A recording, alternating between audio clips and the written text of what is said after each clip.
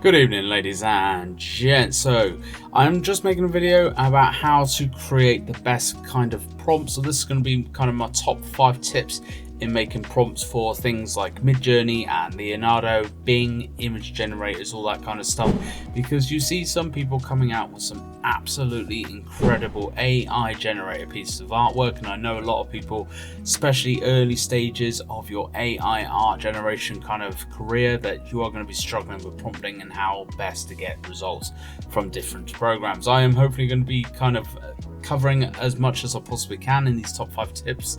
I will make another video going forward as well with a few more tips, but these are probably going to be the 5 most important tips for creating beautiful AI images. So first off is be descriptive. So the more detailed and specific your prompt is, the better the AI will be able to interpret and generate the desired image.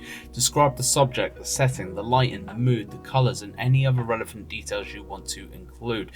Don't go overboard with the detail though. You do want to allow the programs to have a little bit of wiggle room, a little bit of kind of artistic flair that they can chuck in themselves in any gaps and spaces that they can kind of imagine for themselves. You do want to be descriptive, but not overly descriptive. Finding the kind of balance does take a little bit of time, but try not to make paragraphs and paragraphs and prompts. My best images come from literally 2 or 3 kind of lines worth of really good descriptive words to kind of imagine a picture as you would describe it to a blind person is what I've always kind of thought about. So combining concepts is a really cool and interesting way to actually get some very nice looking images. So experiment with combining different concepts or ideas in your prompts. For example, a futuristic city with cyberpunk elements and neon lights blended with a magical forest with glowing mushrooms and mystical creatures. So 2 kind of really wacky out of there ideas, and just blend them together, because this is what this is going to do is it's going to make some very incredible pieces of artwork which you yourself are just never going to imagine. But again, combining this with the first tip of being descriptive and everything, you do want to put a bit of description in there, but this is going to be more kind of let the AI kind of program do the work for you, and then you can actually start studying and figuring out what is working really well, which leads me into tip 3.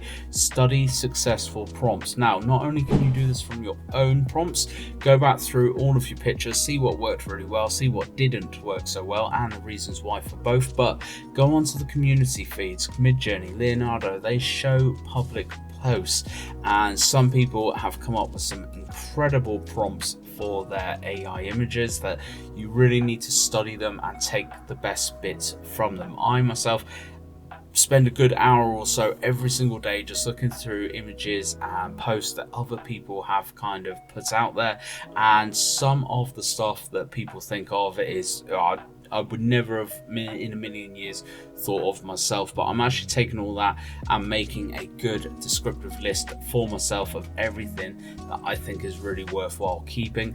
That is going to go into tip number 4, is keep a list, because there are so many different prompts out there, so many different artistic styles and things like this, that actually you want to be keeping a solid list of what works really well, what doesn't work really well, reasons why, and everything like that. Include on here kind of artist names that you really like, and real descriptive things like double exposure and stuff like this, because things like that really make an image, and it is stuff like that that I have actually learned and picked out from other people's posts, because I myself am not a photographer. I don't understand all the photography language, or I never used to. I'm starting to nowadays, but I am learning from other people's prompts.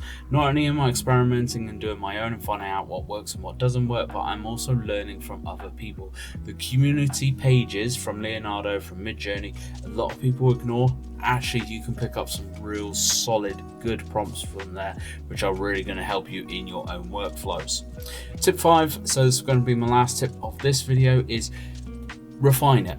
Keep on refining. Go back through, refine it, put another kind of descriptive word in, which kind of means the same but has maybe a slight different kind of flavor to it. Things like this, you are again going to find out what really works and what doesn't. But AI images, we are still in its absolute infancy of a kind of design and setting that nobody knows the best way to do this yet. No one has figured it out. There is probably not a best way to do it. There are going to be many good ways, and already we are seeing certain people come up with their own certain styles, which is a really cool thing to see. Art is always dynamic, art is always moving forward.